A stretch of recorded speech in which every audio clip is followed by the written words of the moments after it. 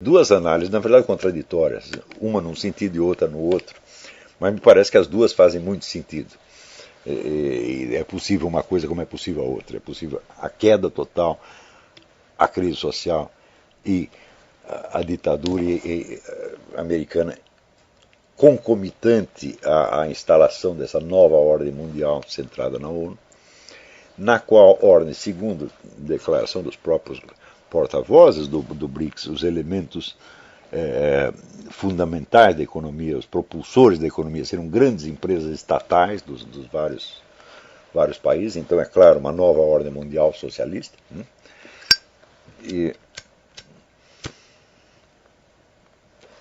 é possível também a recuperação da economia americana. Como entra no meio dessa história este caso da Coreia?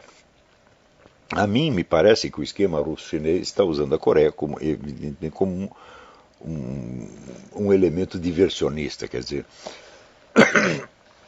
envolver os Estados Unidos num conflito que não faz o mais mínimo sentido, mantê-lo ocupado e desgastá-lo para apressar a queda da economia americana. Isso é bem possível. Também existe uma segunda possibilidade de que os russos chineses estivessem usando a Coreia neste sentido e que a glória subiu à cabeça do Kim e ele decidiu agir por conta própria e, por assim dizer, escapou do controle do esquema. Essa é uma outra possibilidade, repetindo então uma situação que aconteceu com Cuba nos anos 60, onde depois que os russos instalaram aqueles foguetes em Cuba, também a glória subiu à cabeça do Fidel Castro e ele começou a ter iniciativas por conta própria, escapando, por assim dizer, do controle dos russos. Mas escapar do controle não quer dizer que está agindo contra. Isso quer dizer, o movimento comunista ele sempre teve isso, ele tem um acelerador e um breque. E está sempre usando os dois, tá certo? E vamos dizer, justamente dessa tensão entre esses dois movimentos é que o esquema comunista tem progredido sem parar, na verdade. Né? Então, quando parece que para, como aconteceu no negócio da queda da União Soviética, ele para num sentido, mas começa a atuar no outro. Então, a queda da União Soviética foi acompanhada não de um decréscimo, mas de um aumento, de um crescimento formidável do movimento comunista internacional. É uma outra coisa extraordinária você notar que praticamente toda a bibliografia americana sobre o comunismo, ela sempre interpreta o comunismo, o movimento comunista, como um braço do Estado soviético ou do Estado chinês. Que me parece um erro metodológico formidável. Por quê? Porque o movimento comunista antecedeu de mais de meio século o surgimento da União Soviética e de quase um século o surgimento da China comunista. Então ele tem a sua dinâmica própria. Ele não depende dos estados que ele mesmo cria.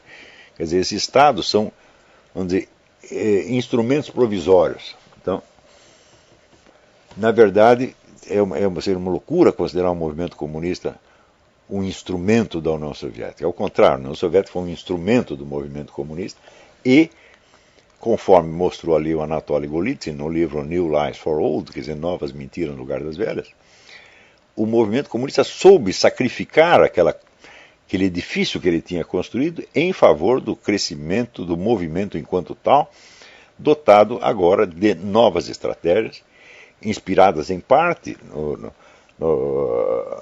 Antônio Gramsci, mas não só em Gramsci, e dotado de uma flexibilidade muito maior, portanto, tendo abdicado daquela unidade doutrinal monolítica que tinha antes, para aceitar formas de ação muito mais diversificadas e, portanto, muito mais incontroláveis.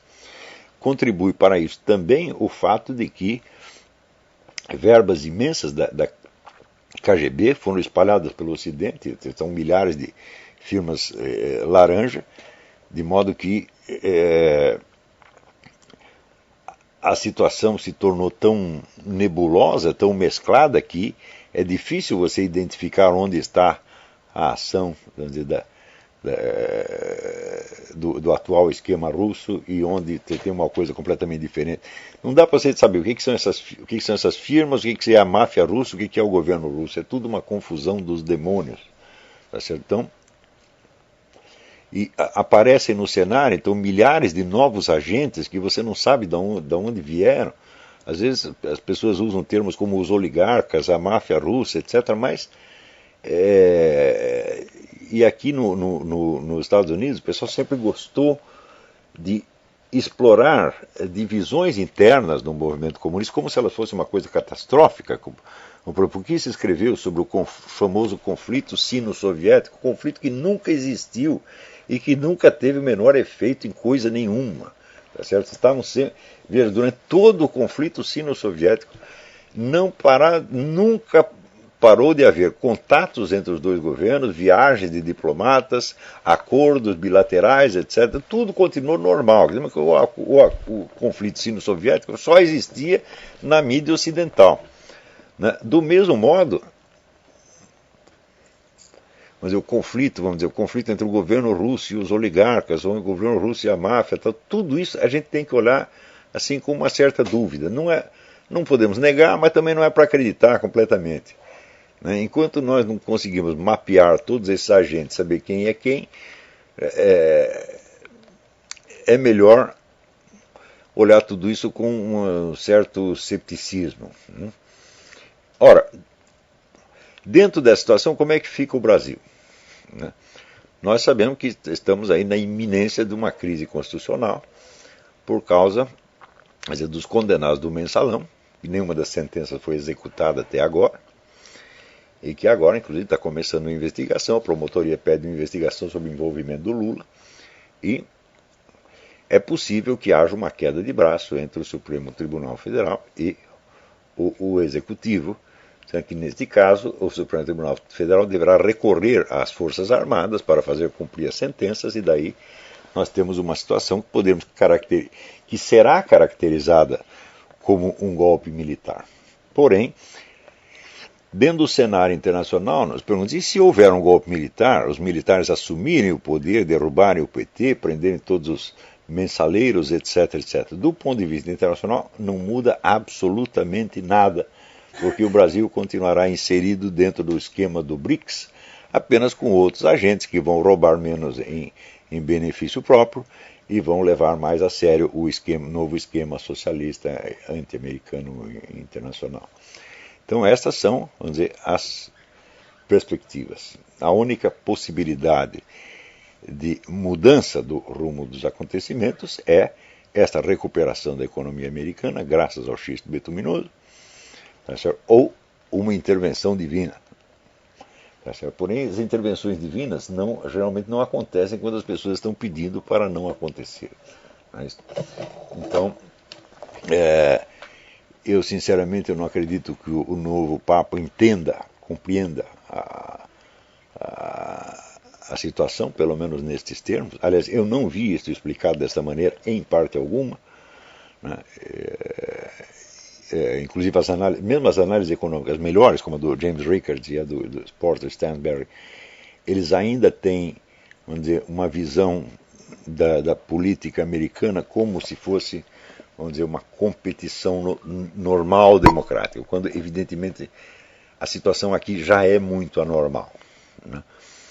Nós vemos que o esquema de proteção construído em torno da pessoa do Barack Obama, de modo a permitir que um total desconhecido, um sujeito sem documento, que não se sabe de onde surgiu,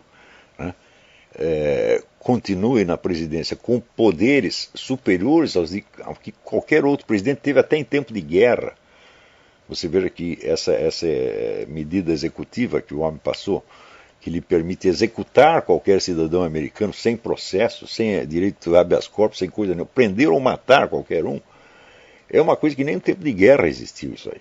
Então, ele está com poderes aumentados que lhe permitem fazer isso, que lhe permitem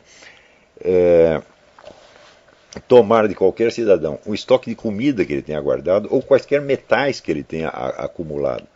Então, em face da crise, muito pessoal diz, não, vamos investir em ouro, vamos investir em prata, vamos investir nisso, naquilo. Falo, não adianta nada, porque o governo pode tomar tudo a qualquer momento. Então, quer dizer, toda a possibilidade de autodefesa do cidadão está legalmente bloqueada. Eu não sei se Barack Obama tem meios policiais para fazer valer todo este poder que ele se arrogou, mas pelo menos ele vai tentar. Né? Muitas vezes a gente vê que essa arrogância do governo funciona às vezes em sentido contrário, como por exemplo nesse caso do desarmamento. Existem 2 ou 3 estados que aderiram a esta coisa desarmamentista, mas a maioria não está nem ligando, e todas as medidas desarmamentistas que foram tomadas até agora pelo governo, todas estão sendo solapadas em nível local por processo, por via judicial. O pessoal bloqueia tudo e continua tudo como estava antes, todo mundo conserva as suas armas e só desiste delas quem quer. Então, claro, o poder do governo federal não é tanto quanto ele parece, mas o simples fato de ele se arrogar esse poder já é um negócio evidentemente alarmante, principalmente porque o agente que está fazendo isso é um sujeito que tem o direito de permanecer anônimo, escondido por trás de tudo. Quer dizer, é um fato inédito na história do mundo. Quer dizer, ninguém pode saber quem é o cara.